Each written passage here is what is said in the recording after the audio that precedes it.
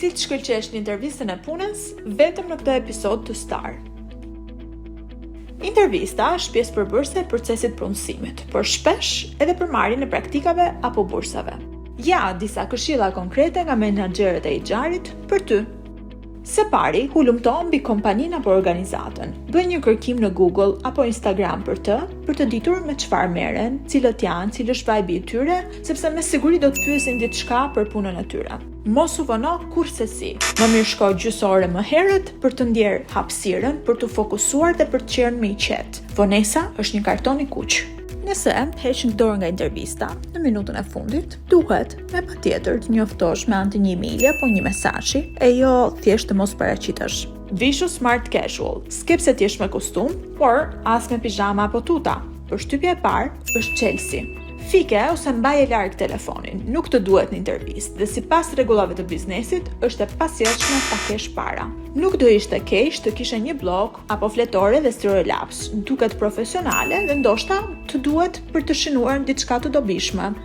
Ji vetvetja, mos u fut në rol. Punëdhënësit e kuptojnë menjëherë falsitetin. Autenticiteti jot, sado që të jetë, është arma jote më e fortë. Dëgjo në formë aktive, tund kokën, shikoj në sy, trego që je i pranishëm dhe po e ndjek bisedën. Trego entuziazëm, është e pabesueshme sa shumë e duan punëdhënësit të shohin energji dhe proaktivitet te kandidatët. Trego që të intereson shumë ta fitosh atë punë apo atë praktik.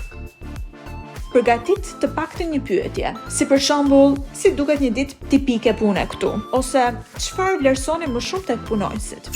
Kjo do të ngrej nivelin. Mos fol keq për ish shefat apo profesorët. Është direkt pik minus për ty. Nervozizmi apo emocioni janë normale. Është lehtësuese dhe ndihmon të dish që ata e dinë shumë mirë që ti je i ri dhe të presin të jesh nën stres. Prandaj, vetëm qetësohu. Modestia është virtyt, po punëdhënësit duan të rinj ambicioz dhe jo arrogant, sidomos jo nga junior. Realisht as ti nuk do doje dikë në takim të parë që të duket shumë i vetkënaqur. Pra, mos e vendos menjëherë fokusin vetëm te pyetjet, për pagën, avancimin, po tregove interes më të gjerë për vendin e punës. Mendo paraprakisht ose kujton ndonjë shembull për ndonjë gjë që është përmendur në CV-n tënde, sepse këto janë pyetjet më të shpeshta në intervistë. Të japësh një shembull kur ke qenë një person përgjegjës për diçka, si ke menaxhuar një detyrë apo si ke zgjidhur një konflikt. Bonus, energjia pozitive, qetësia, buzëqeshja dhe humori natyral janë gjithmonë një plus për krijimin e një përshtypjeve të parë dhe mund të jenë vendimtare mes shumë kandidatëve. Së fundmi, intervista e punës është një aftësi dhe çdo aftësi duhet të ushtrohet dhe të përmirësohet.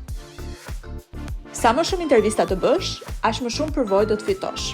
Emocionet do të bien dhe vetbesimi do të rritet. Prandaj, pranoj ftesat për intervista dhe përdori si mundësi për të kontrolluar dhe testuar veten. Dhe sigurisht, nëse ndjek këshillat e Star, do e kesh më të lehtë të gjesh praktikën apo punën tënde të parë. Kush aktualisht ofron pozita të hapura për praktikë dhe punë, të gjitha mund t'i gjesh në Star.study.